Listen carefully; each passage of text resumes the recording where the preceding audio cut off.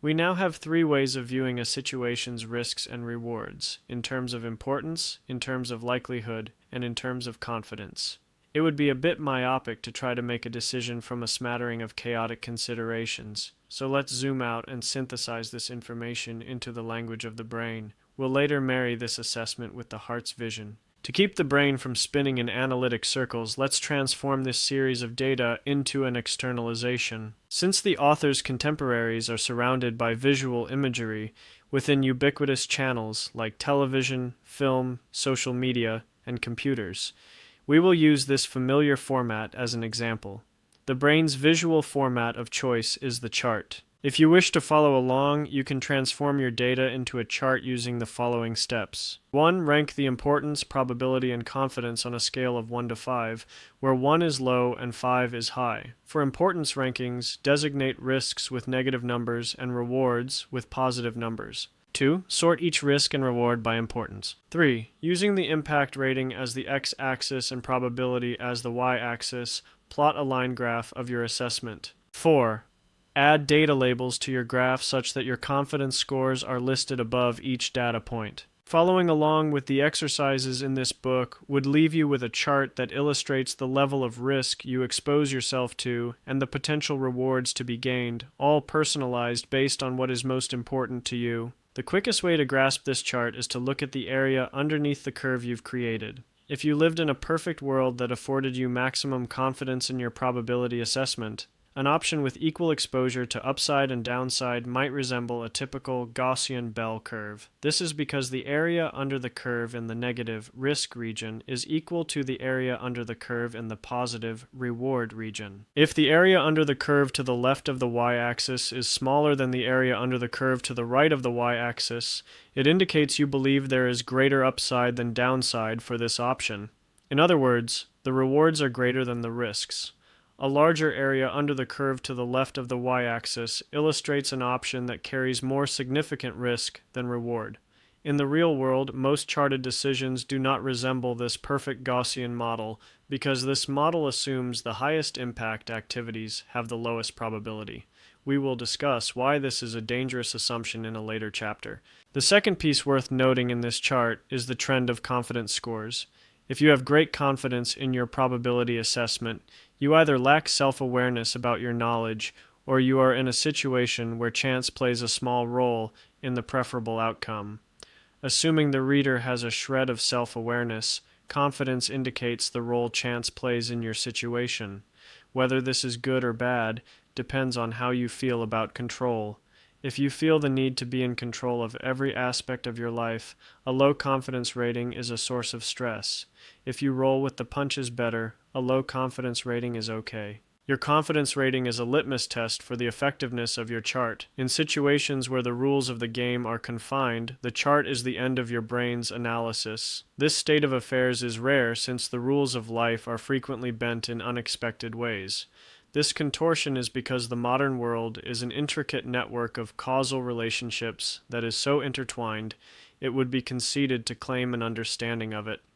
Each little change in the environment has an unimaginable impact on your outcome. As an example, Archduke Franz Ferdinand, the heir to the Austro-Hungarian throne, was assassinated in 1914, sparking the First World War.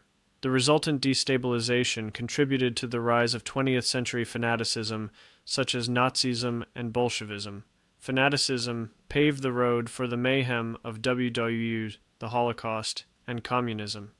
WWT birthed a Cold War between the two primary victors, leading to the global adoption of American ideals, communism, or a combination of the two. This intense chain of events shapes our ecosystem to this day. It's impossible to say how different the world would be without the assassination of Franz Ferdinand. But this chain illustrates how unforeseen consequences arise from seemingly unrelated events in the modern world. Only retrospectively can we make causal claims, and even then, only a historian's hubris could speak on this topic with such confidence. Unpredictable networks of causality can explain why man-made models that aim to predict future events yield laughable results. The butterfly effect illustrates how inept we are at modeling such a complex world. This concept was unearthed by Edward Lorenz, a mathematician and meteorologist. He developed and ran a sophisticated weather model, which led to the discovery that a minuscule rounding error in his initial measurements resulted in a massively different outcome. He likened this tiny difference in his initial measurements to a failure in accounting for the presence of a butterfly flapping its wings. Since we do not know which variables impact complex events like the path of a hurricane or the events leading up to global warfare, it is impossible to accurately predict any outcome in such a complex system. For all we know, a butterfly flapping its wings in Texas can alter the course of a hurricane in Florida. The argument can be made that perhaps Lorenz's model was just a bad one, and someone smarter could develop an accurate weather model.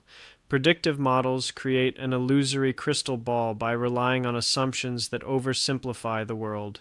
Sooner or later, false assumptions add up to false conclusions.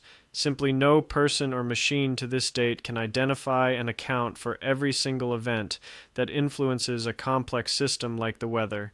Similarly, you cannot know every possible factor shaping the outcome of a risk-reward. For all you know, a Saudi sultan's routine bank movements could alter the course of cash flow to your business. In short, there is always more than meets the eye. Just like how the only constant is change, the only expectation should be the unexpected. The author's humble suggestion is to avoid relying on probabilistic models unless their primary use is aiding your decision between placing your next paycheck on red or black. This discussion begs the question, why would the author engage in the mental gymnastics of a probability assessment? Reflections on probability and confidence in general have led the author to a few aphorisms worth consideration for larger decisions. Of course, these aphorisms won't be spoon-fed to the reader, since the wisdom of an aphorism stems from the journey to its conclusion rather than observation of the destination.